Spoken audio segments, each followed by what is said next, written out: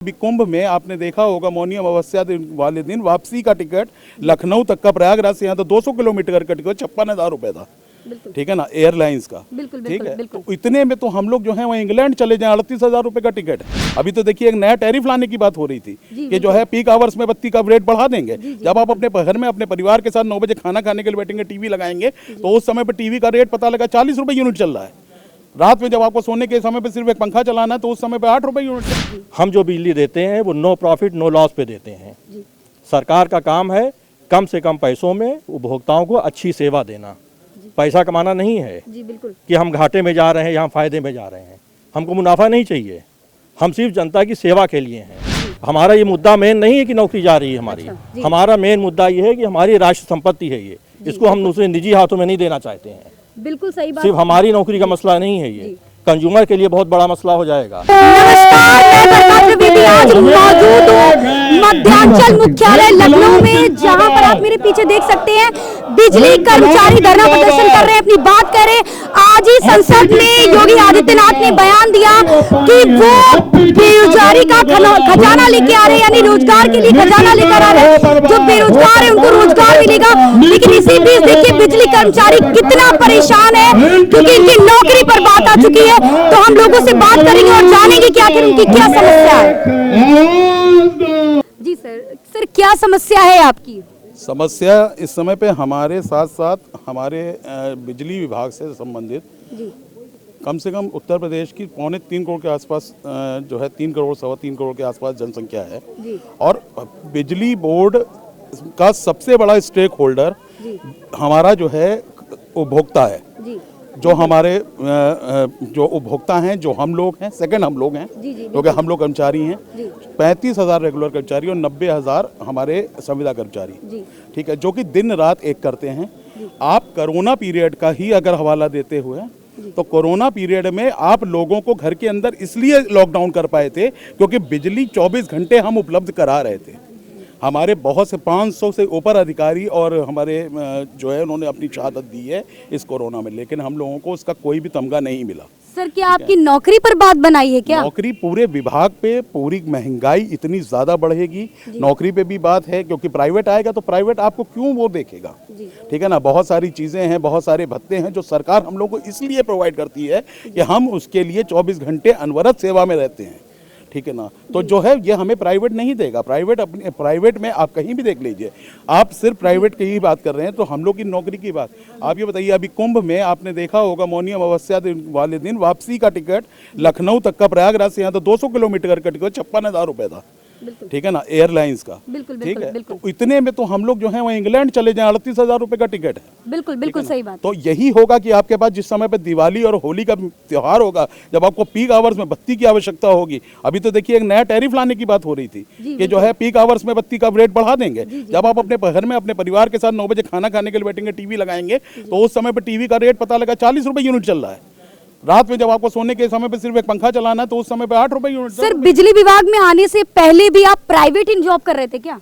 Private job तो सबकी यहाँ पे जो है, प्राइवेट जॉब कहीं ना कहीं तो कुछ ना कुछ आदमी स्टार्टिंग करता ही है ना। संविदा लेकिन बहुत सारी परीक्षाएं देने के बाद, बहुत सारे वो करने के बाद हमारे यहाँ का उत्तर प्रदेश का विद्युत अभियंता पूरे ऑल ओवर इंडिया में सबसे नंबर 1 पे माना इसीलिए जाता है। बहुत सारे बड़े बड़े प्रोजेक्ट्स को अभी इतने बड़ा प्रयागराज है, 52,000 खंबे सिर्फ लगे हैं। ठीक है, और वहां पे उस दिन रात में हुई घटना पे अगर बिजली का आप सिर्फ एक इमेजिन करिए, ठीक है ना, कि अगर रात में 2 बजे 2:30 बजे 3 बजे बत्ती बंद हो जाती तो वहां का हालत क्या होती। बिल्कुल सही बात करें, बिल्कुल सही। सब परीक्षा देके आए हैं, सिर्फ सरकारी नौकरी के उसमें आए हैं। यहाँ ठीक है सरकारी नौकरी करेंगे। हमारे पास जब हमारा कार्यालय गया, हमको हमारा अपॉइंटमेंट लेटर मिला है तो उसमें हमको लिखा हुआ है हम विभाग की सेवा यूपीपीसीएल के सेवक हैं, ना कि हम किसी जो है अडानी अंबानी और गोयनका के लिए आए हैं। बिल्कुल सही बात। ठीक है ना, इस विभाग में रहते हुए हमारे सभी लोगों ने, हम लोगों ने, ठीक है ना, बहुत सारे सपने देखे हैं। इन सपनों को जीने के लिए हम आए थे। ठीक है ना, सरकारी नौकरी को आप उठा के जो है प्राइवेट करने जा रहे हैं, इससे महंगाई पे बहुत ज़्यादा असर पड़ेगा। हर चीज़ बिजली से है आज के समय में, और उसी तरीके से जिस प्रकार से डीजल जब होता है, डीजल के रेट बढ़ते हैं, पेट्रोलियम के रेट बढ़ते हैं। और गवर्नमेंट तो कहीं ना कहीं स्मार्ट मीटर लाने की भी बात कर रही है कि भाई जैसे हम लोग फ़ोन में 1 महीने का रिचार्ज करते देन उतनी ही बिजली यूज़ कर पाते, तो आने वाले समय में जो गरीब लोग होंगे, जो जिनका रोजी रोटी 100-200 रुपये से चलता है, तो वो 200 रुपये का बिजली भी यूज़ नहीं कर पाएंगे।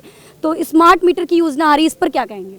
अब स्मार्ट मीटर लाना देखिए, शहरी क्षेत्रों के लिए तो ठीक है, लेकिन ग्रामीण क्षेत्रों के लिए बिल्कुल आपने सही कहा। आपने उज्ज्वला योजना के अंतर्गत पूरे हिंदुस्तान में जो है सिलेंडर बांट दिए, ठीक है। उस सिलेंडर का खुद इंडियन ऑयल का डाटा आप निकाल के देखिए, वो सिलेंडर को भराने के लिए उनके पास पैसे नहीं है। कई तो गरीबों ने बेचारों ने सिलेंडर को लोहे के रेट से बेच के उसको खत्म कर दिया, ठीक है ना। तो इस तरीके की योजना लाइए, लागू करिए, सब कुछ ठीक है। स्मार्ट मीटर आप शहरों के लिए करिए, शहर ठीक है कि भाई ठीक है, हम इतने सजग रहते हैं कि हाँ ठीक है यार, मेरा मोबाइल का बैलेंस खत्म होने वाला है, मेरे को रिचार्ज करना है, हमारे बत्ती का बिल जाने वाला, हमें रिचार्ज करना है। लेकिन क्या हम इस चीज़ के लिए लागू हैं? क्या हम ग्रामीण में कितने लोग, आपको खुद जाके जन सेवा केंद्र बनाने पड़े हैं कि जाके जहाँ पे किसान जाके अपनी चीज़ों को, भैया मेरा जरा आधार अपडेट कर दो, मेरा जरा किसान क्रेडिट कार्ड बना दो, मेरा ये कागज़ बना दो, मेरा वो कागज़ बना दो, उसके लिए हमको उन किसानों को जो कि फ्री सेवाएं होनी चाहिए थी, ठीक है, उसके लिए वहाँ पे जो है छोटी मोटी रकम उनसे ली जाती है, ठीक है ना। तो आप क्या सोचते हैं कि स्मार्ट मीटर को रिचार्ज कर लेंगे घर पे बैठे बैठे? बिल्कुल सही बात है, और कहीं ना कहीं हम और भी लोगों से बात करेंगे, क्योंकि समस्याएं सबकी हैं, क्योंकि रोजी रोटी बहुत बड़ा मुद्दा होता है, चाहे वो गरीब हो, अमीर हो या फिर मिडिल फैमिली हो, क्योंकि सभी का मुद्दा रोजी रोटी ही होता है। और कहीं ना कहीं जॉब पर बात आ गई है, नौकरी पर बात आ गई है, क्योंकि ये संविदा कर्मचारी हैं और अर्ध सरकारी जॉब कहेंगे कि आधा टैग लगा था सरकारी जॉब का, और इनकी जॉब पर बात आ गई। तो हम आगे भी लोगों से बात करेंगे। हेलो सर, सर क्या समस्या है जिसके लिए आप सभी आज विभाग को ही घेर लिया है आपने मध्यांचल? जी, ऐसा है कि हमारा जन जागरण अभियान चल रहा है। सरकार अभी तो घोषणा की है कि पूर्वांचल विद्युत वितरण निगम और दक्षिणांचल विद्युत वितरण निगम को हम निजी क्षेत्र में देंगे। तो हमारा एक अभियान चल रहा है कि इसका कर्मचारियों के ऊपर, उपभोक्ताओं के ऊपर बुरा असर पड़ेगा, और क्या असर पड़ेगा यही बताने के लिए हम लोग अपना लंच के समय में अपनी मीटिंग करते हैं। अच्छा सर, लंच के समय में आप लोग मीटिंग कर रहे हैं, मतलब गवर्नमेंट जॉब कहीं ना कहीं ड्यूरेशन ड्यूटी का चल रहा है, तो इसीलिए 2 बजे का शेड्यूल आप लोगों ने पास किया? इसीलिए हमने लंच आवर जो हमारे आधा घंटे का होता है, उसी के टाइम में हम सभा करते हैं, और फिर शाम को कहीं 5 बजे के बाद सभा करते हैं। अच्छा सर, इतना आप अपनी बात बराबर कह रहे हैं, क्योंकि ये धरना प्रदर्शन मुझे लग रहा है कई शहरों में भी चल रहा है, अलग अलग शहरों में, जितना मेरे पास जानकारी आई। क्या आपको लगता है सरकार इस पर एक्शन ले पाएगी? क्या सरकार तक ये बातें पहुंचेंगी? निश्चित रूप से सरकार के तक हमारी बात पहुंचेगी, और सरकार को हमसे बात करना पड़ेगा। अभी तक सरकार हमसे बात नहीं कर रही है, हमसे वो बात करेगी। जी बिल्कुल सर। सर कोई ऐसी बात जो आपको लग रहा है, जैसे प्राइवेटाइजेशन किया जा रहा है, कहीं ना कहीं प्राइवेट किया जा रहा है इस चीज़ को, तो आपको क्या लगता है कि प्राइवेटाइजेशन से ज़्यादा लाभ मिल जाएगा जो अभी आप लोग ड्यूटी कर रहे हैं? देखिए, निजीकरण से कर्मचारियों का कोई लाभ नहीं है, उपभोक्ताओं का लाभ नहीं है। निजीकरण से बड़ी बड़ी कंपनियों का लाभ है, और उन्हीं के लिए ये व्यवस्था बनाई जा रही है। मतलब सरकार कहीं ना कहीं खेला खेल रही है आप लोगों के साथ? बिल्कुल। Okay sir, thank you. हम आगे भी लोगों से बात करेंगे। हेलो सर, मैं कह रही हूँ सर, ये समस्या है जो आप लोगों की बिजली विभाग को लेके, जो आप बोल रहे हैं कि कहीं ना कहीं प्राइवेटाइजेशन को लेके समस्या है, तो सर क्या इफेक्ट पड़ने वाला है आपकी आर्थिक स्थितियों पर? क्योंकि कहीं ना कहीं नौकरी अगर प्राइवेट भी जाती है तो जल्दी एक प्राइवेट जॉब नहीं मिलता, आपका तो कहीं ना कहीं गवर्नमेंट जॉब जा रहा है, तो सर इस पर क्या कहेंगे आप? देखिए, एक चीज बात समझ में आनी चाहिए कि हमारी जो सरकार है जी, उसके मैनिफेस्टो में, उनकी नीतियों में ही ये नहीं है कि हम प्राइवेटाइज करेंगे कोई चीज़, ठीक। उनका एक ही उद्देश्य होता है कि जनता को ज़्यादा से ज़्यादा मूलभूत सुविधा देना, और बिजली मूलभूत सुविधाओं में आती है, जो कि आपके लीगली संविधान के अंदर है। देखिए योगी आदित्यनाथ नहीं, किसी भी सरकार ने कभी भी अपने मैनिफेस्टो में उनकी अपनी नीति, जो पॉलिसी की बात करते हैं, जी बिल्कुल, उस पॉलिसी में कहीं है ही नहीं कि हम प्राइवेटाइज किसी को करेंगे। जी बिल्कुल सही बात है। ठीक, फिर वो प्राइवेटाइज किस बात का? जी सही बात है। देखिए सर, मैं ये कहना चाह रही थी कि देखिए योगी आदित्यनाथ जी हैं, सरकार जो हमारी है कहीं ना कहीं सबका साथ सबका विकास की बात करती है, तो क्या ऐसे विकास कहने होगा? की बात है सबका साथ सबका विकास, जी सबका साथ तो ले रहे हैं, जी। सबका विकास नहीं कर रहे हैं। लेकिन आज ही सदन में योगी आदित्यनाथ जी ने, जो हमारे सीएम है, उन्होंने ये कहा है कि वो क्या कहते हैं कि रोजगार का खजाना लेके आ रहे हैं, कहाँ से लाएंगे 8 रोजगार करोड़ नौकरियां मतलब रोजगार कैसे लेके आ रहे हैं। जी, कहाँ से लाएंगे रोजगार? कहाँ से लाएंगे रोजगार? हाँ। सर ये कैसा सवाल है, कहाँ से लाएंगे? अरे वही तो हम भी आपसे जानना चाह रहे हैं। आपकी तो आप सर बता रही, नौकरी सरकार छीन- बता आपकी रही तो है, नौकरी छीन रही है। सरकार बता रही है 8 करोड़ नौकरी देंगे। जी, ठीक, आप तो ऑलरेडी, इसीलिए तो सर मैं आपसे पूछ रही हूँ, आपकी तो नौकरी जा रही है वही तो मैं भी सरकार। जानना चाहता हूँ सरकार से कि भाई वो नौकरी कहाँ से लाएंगे 8 करोड़? जी, वादे कर तो रहे हैं लेकिन ला कहाँ रहे हैं, अच्छा सर, इस बार वोट किसको दिया था आपने? वो अलग मुद्दा है। अच्छा ठीक है, सर, वो वो अलग अलग मुद्दा है। जी जी। अगली बार किसको देंगे ये हम उस समय बताएंगे। अच्छा, मतलब अगली बार के लिए सर ने कुछ डिसाइड करके रखा हुआ है कि अगली बार? देखिए सीधी सी बात है, हमारा जो भी विरोध है जी। सीधे सरकार से है। बिल्कुल सही बात है। ठीक है, हम सरकार की नीति के खिलाफ हैं जी और किसी के खिलाफ नहीं है। बिल्कुल। हम आगे भी लोगों से बात करेंगे क्योंकि लोग यहाँ पर खड़े हुए हैं, लेकिन बोलने में काफी लोग शर्मा रहे हैं। लेकिन ये मुद्दा आपकी जॉब का है, आपके घर का है, और ये कोई निजीकरण मुद्दा नहीं है कि इस पर कोई पर्सनल एक ही आदमी बोलेगा, क्योंकि ये सभी की बात कर। हेलो सर, सर क्या समस्या है सर?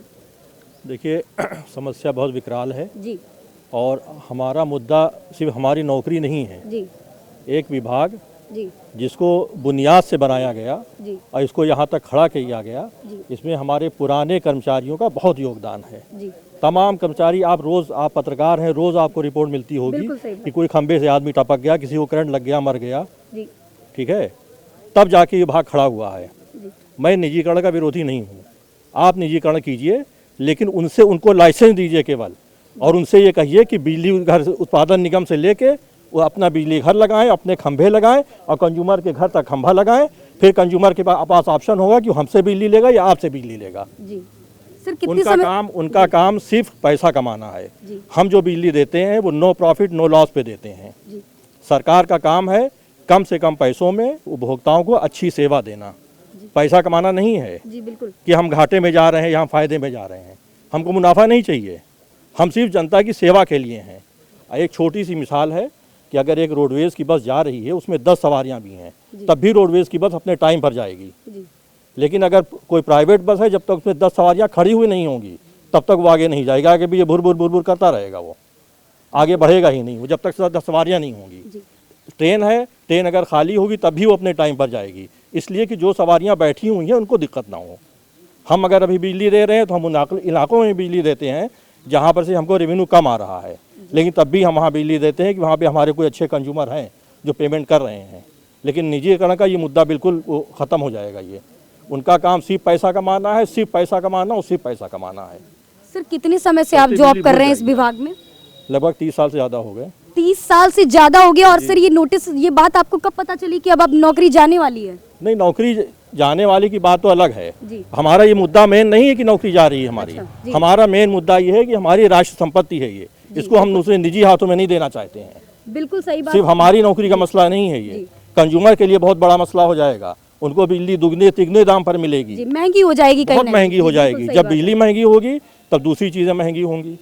बिल्कुल सही बात बचपन से हम लोग सुनते आते थे, एक नारा था, रोटी कपड़ा और मकान। जी अब इन सबसे ऊपर बिजली, अगर बिजली नहीं है तो रोटी कपड़ा और मकान भी नहीं है। बिल्कुल सही बात, बिल्कुल सर, थैंक यू।